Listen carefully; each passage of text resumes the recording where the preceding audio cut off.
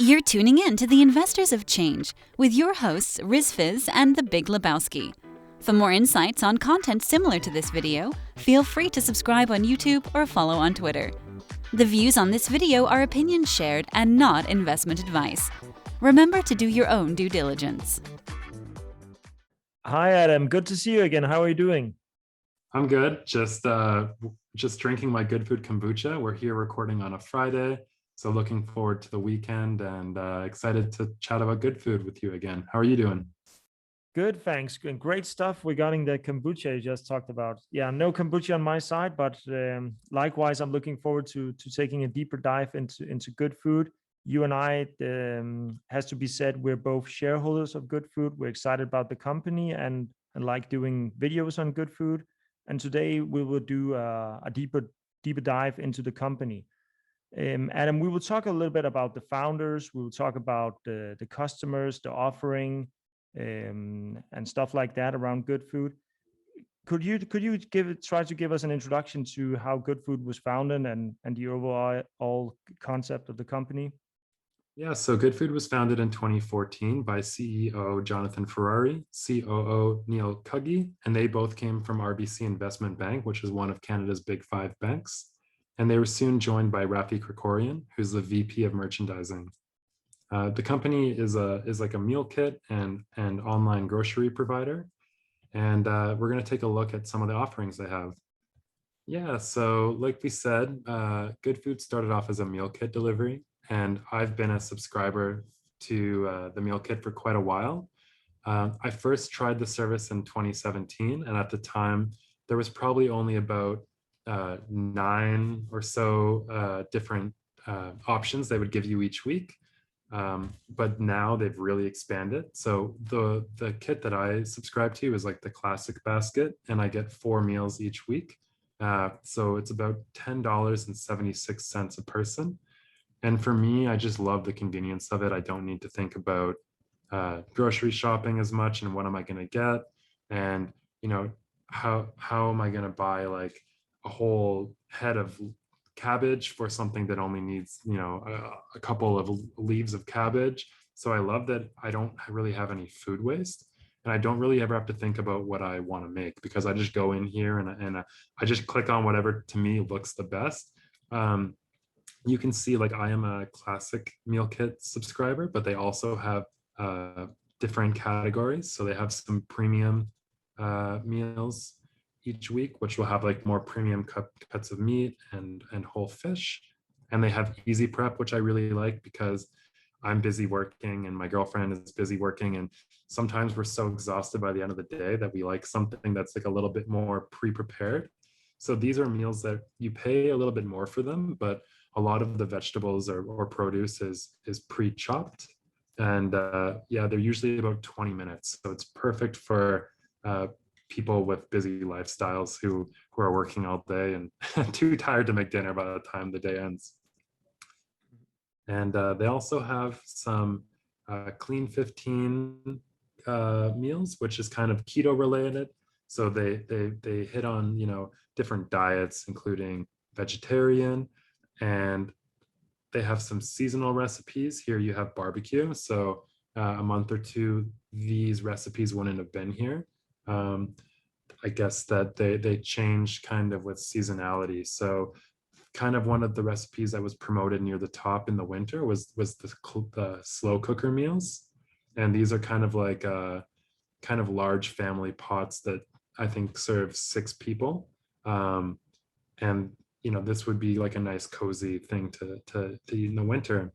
And now they've also added a new pizza bar, which is pretty cool. And I've tried some of the pizzas, and I couldn't believe that I was able to make them. Like even something so simple usually turns out just amazing. So Jacob, this is, I guess, like your first time seeing some of the offerings.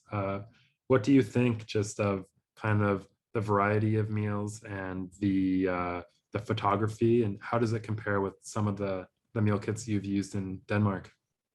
Yeah, so Adam, this really strikes as a first impression as really well thought through concept, good food. As the photography, exactly like you mentioned, the whole branding and the visualization of each meal which you're presenting here is strikes you really from a customer perspective, how consistent they are and how well they present each meal.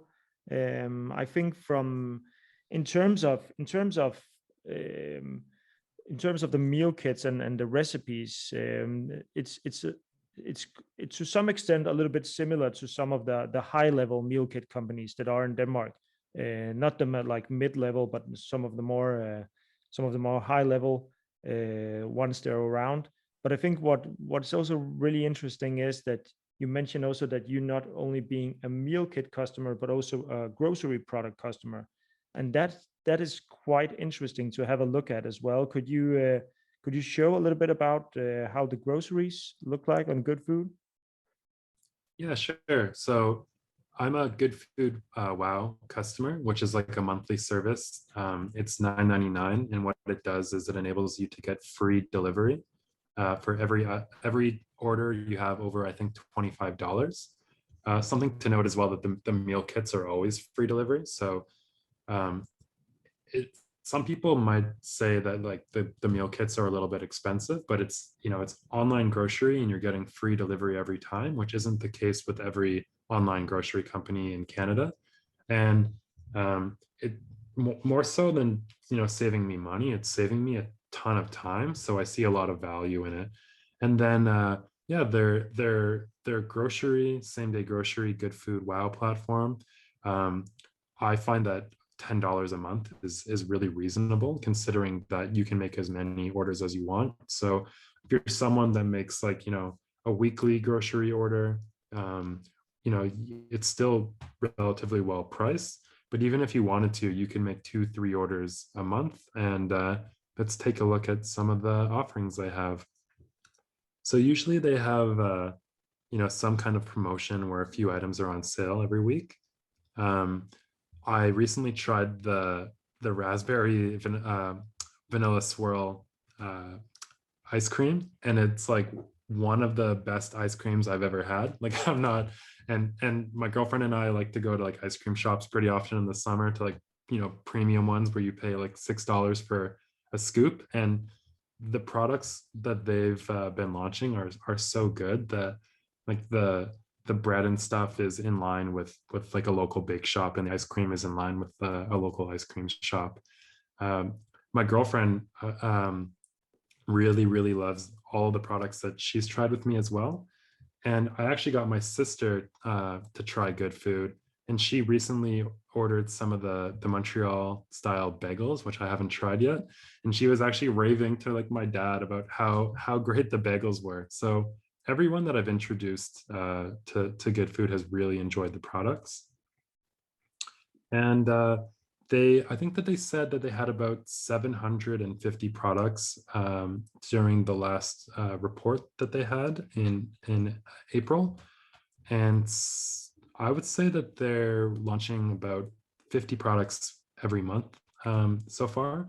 So you can see here, these are the new arrivals, and these would kind of be like the new products that they've launched this week. I've never seen these before when I made my last order. So they really range, like they have a lot of premium products, like this tomahawk steak for $90. Not for everyone for sure, but then they just have, you know, your basic, you know, household kind of pantry things like white vinegar and you know, dairy and produce. And if you take a look at kind of the presentation and the packaging of everything, it's really premium products that they're vertically integrated, and they kind of control all the products that they're adding, and they seem to be really thoughtful. And whenever you order a product, they ask for feedback, and you're able to kind of rate the presentation, the taste, and the price. So they're trying to bring Canadians like really premium products and also be reasonably affordable as well. They say that they aim to be priced in line with existing grocery stores, pretty much how Canadians are getting their groceries today. This is absolutely awesome, Adam. And I think also when you're referencing with the 750 SKUs they have today and how they would like to ramp this up, you're absolutely spot on that this was also something that Ferrari touched upon in the Q2 presentation back in April 2021, where he also said something in lines of that at Goodfood they have built in what he believes is the most effective new product development engine in terms of pace and in terms of what sort of products they're delivering in the grocery assortment. And I think you just giving us a walkthrough of the products that are online right now really shows impressive assortment there. Yeah, exactly. And like they said, they have about 750 now. Well, it's a little bit more now because they've added some since they last gave that number, but they aim to have about 4,000. So they've really been trying to fill the gaps. And I guess by the time that they're at 4,000, you can probably get pretty much anything you would ever want from Goodfood. So, I mean, I've showed you the products and the meal kits. Do you want to talk about kind of who the Goodfood customer is and where they are?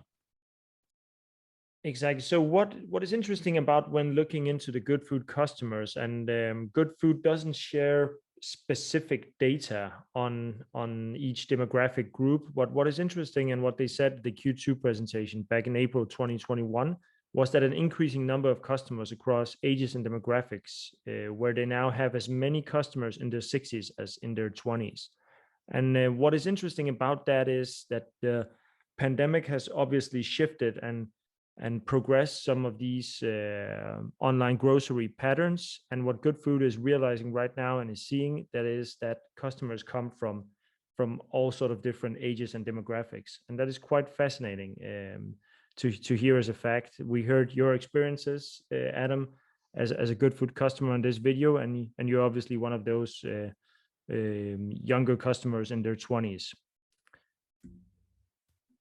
What is also interesting when looking at Canada, and I think you often take this for a given, Adam, because you're a native Canadian, but me coming from Europe, I think this is a really striking fact, because we know from a European perspective that Canada is a huge country when looking at the geographical span of the land, but when looking at where the population actually is populated, there we see that this green line here marks that approximately 90% of Canadians live within 160 kilometers of the US borders.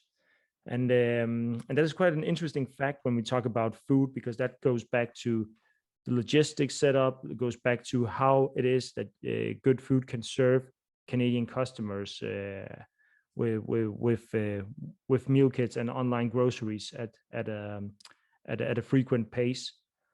How do you see this chart, Adam, when you see that and how Canadians are populated?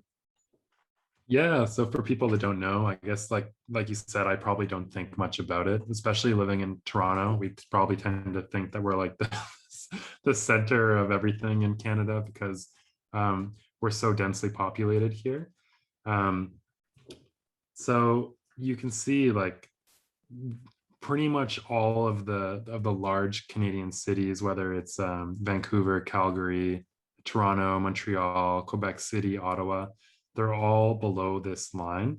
And I don't know the exact reason. Probably has to do a lot with like trade with the US, and probably has a lot to do with it's quite cold. And even though we have a reputation as being people that like the cold in Canada, I don't know if that's so true that we would like to go live up so far north that we're it's dark half the year and there's snow 9 months out of the year. So yeah, it's a huge country, one of the largest countries in the world in terms of landmass, but our population is actually only about 36 million, with about 10 million people living in the greater Toronto area and greater Montreal area. So that's 25% of our population living in just a couple of cities. Cool, Adam. And the major cities which you exactly are pointing out there, we see them on the map now. Could you elaborate a little bit on when we're talking about the dense population and how Good Food is structured today in terms of fulfillment centers? Yeah, for sure. So, I mean, the yellow dots are fulfillment centers that the Good Food has. So in Vancouver, Calgary, Quebec, Montreal, and in the Greater Toronto area. And the green dots are where Good Food Wow is currently operating. So currently, they're only doing the Good Food Wow same day grocery delivery in Toronto and Montreal.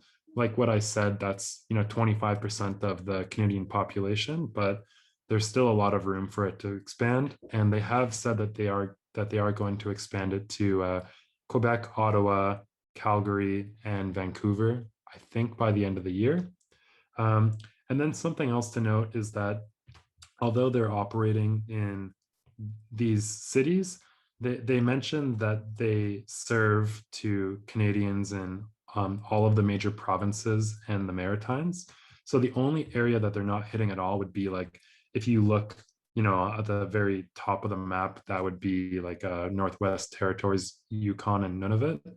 And it's just really, really hard to reach those areas. Like even the large supermarkets don't operate there. And there are just crazy figures that people have to pay for groceries. Like a banana is probably, I think a banana could be like $5 to $10 for just a single banana. It's just really difficult. So I think really the only player that is delivering there is Amazon, and I'm not even sure how the pricing works. So they are hitting most of the Canadian population for sure right now. Yeah, and that is a great interesting fact, because this really plays into the bucket, I can imagine, of Good Food into their territory. That when the population is so dense, it's of course has to be much easier than to do logistics and do handling there. Adam, could you elaborate a little bit? You talked about it during the assortment walkthrough when looking at online groceries. Could you elaborate a little bit on how the Good Food Wow service works and what that means? Because this is just for the listener to understand. The two green dots, they're actually quite fairly new, right? Because the Greater Toronto area, which was the first rollout of Good Food Wow, was, I believe, in somewhere around late 2020. So I think we were in October or November, if I recall correctly. And then, oh, sorry, the other way around. Montreal was the first one, and Greater Toronto area rollout of Good Food Wow, it was in the beginning of 2021. So along the lines of February or March. Is that correct? Yeah, so I don't know exactly when they launched Good Food Wow in Montreal. I know that they kind of like tested it out. Obviously, they didn't launch with that many grocery products, I'm sure. So it was, it scaled up over time. In Toronto, they launched the Good Food Wow service February 2021. And at the time, they claimed to have 500 products that were available. And then when they reported in April, they said that they were already at 750. So in a matter of just a couple of months, they had added 250 new products. And if you look today, they have more than that. So really impressive. And they are building out a new distribution facility in the Greater Toronto area that'll be done this year. And hopefully, we'll get some more news soon on the Good Food Wow launch in some of these other cities like Vancouver and Calgary, which would definitely be really great markets for them. Cool. And the Good Food Wow, so that is that you pay a flat rate every month, and then you're allowed to place as many orders as you'd like, as long as it reaches a minimum of how much is it, 50 Canadian dollars? Yeah, it's $9.99 per month for users to use Good Food Wow. And that allows you to make as many orders as you want, over $25. So pretty cheap. And when they first launched in Toronto, they gave a 90-day promotion for free. So Jacob, we went through Good Food and kind of what services they provide and what their products look like and where they operate.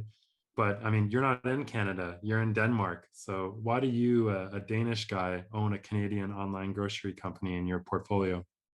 Yeah, so that's a great question, Adam. I stumbled across the company like 2020 during the pandemic, via Twitter and via some different Danish podcasts. That's where I became aware of it, and I actually took a starting position in it quite fast, because what I really love, I mean, there are so many aspects of the business I love, but one of the big key ones for me is really the trend. So I really followed the trend in the investment in this case, regarding online groceries. I see it from my own behavior, how that is throughout the last 4 or 5 years, shifted more and more towards doing online meal kits. And I really love the vision that the company is executing currently at a very high pace in regards to coming from a well-established meal kit business and growing into online groceries. I see in the Danish market that this is some of the things I've been struggling with myself as a consumer. How to find services and companies that can deliver on online groceries, and I don't think we really have that service in Denmark that is doing that in a very good profound way. And that's how I see what you've been showing us today on this video, and how you describe your behavior as a good food consumer. I really buy into that, both as a consumer and then as an investor as well. And then I just see some really good aspects of good food, how they are positioning themselves from a strategic point of view when looking from a long-term perspective down the road, let's say 5 years down the road. I really see that good food could have a strong foothold in captivating the trend of online groceries and meal kits. And that's really what I found super fascinating about the company. How about you, Adam? I mean, obviously you love it as a consumer, but how do you see it from a investor perspective? Yeah, thanks. Really interesting to kind of hear how you found it and based on your own experience. And I think for me, it's very similar. I already kind of had this trend in mind. I tried Goodfood for the first time in 2017, but the options weren't as built out as they were today, and I was at like a different place in my life where it was maybe a little bit more expensive for me back then. Um, but I got more and more into looking for online groceries and subscribed to the service again during the pandemic, like I'm sure a lot of different people did. And this, I couldn't believe like how much the service had grown, the amount of options that I had to choose from. And I just know like this, to me, this is kind of where the trend is going. I can't believe that people order, almost everything from Amazon. They get all their clothing online, but they think that they're still going to be going to grocery stores and supermarkets like 5, 10, 15 years from now. So right now, Goodfood is vertically integrated, and they have so much control over their product, and they're getting started really early. So they're building themselves a moat. If someone wants to come in and start an online grocery company, Goodfood is already going to have 4,000 online grocery products. They're going to have meal kits, and I'm sure they're going to expand into even more things then, because they kind of own the last mile delivery, and you can move into a lot more than just groceries and meal kits. I wouldn't be surprised if they're doing other things a few years from now.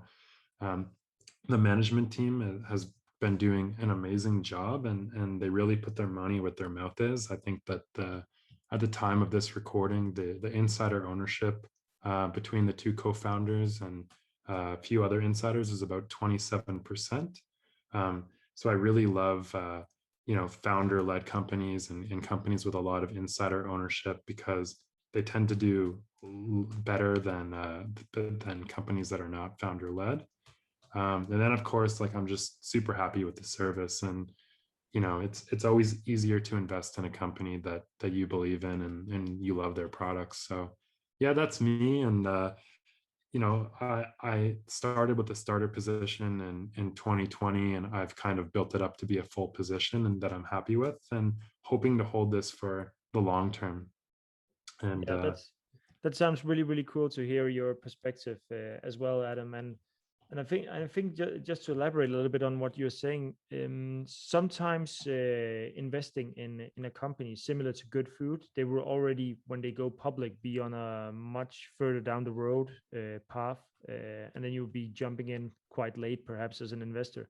I think what I hear you say, and what I also love about investing in Goodfood, is that at current date of this recording, it's a 565 million Canadian dollars market cap company. So it's really, really not trading at a high multiple. So currently, it's possible to get in when they're still at a quite early stage. What is it when we're talking price sales of 2021? We're just above one or something like that compared to the market cap right now, and that's just for me. That's also tells me that if you buy into the trend, which I really, really do, and I hear that's the same with you, then it's quite cool somehow to be quite early on that trend.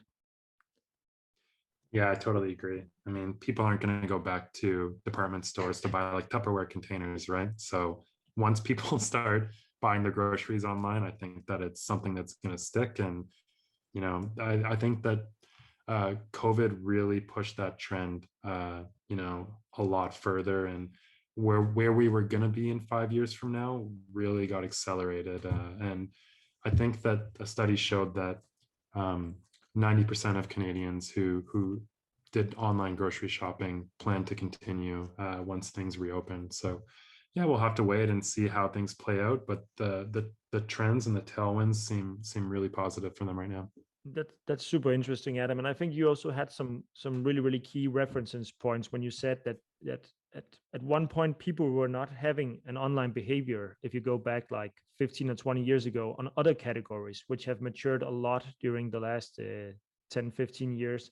And online groceries and that this part has not really evolved.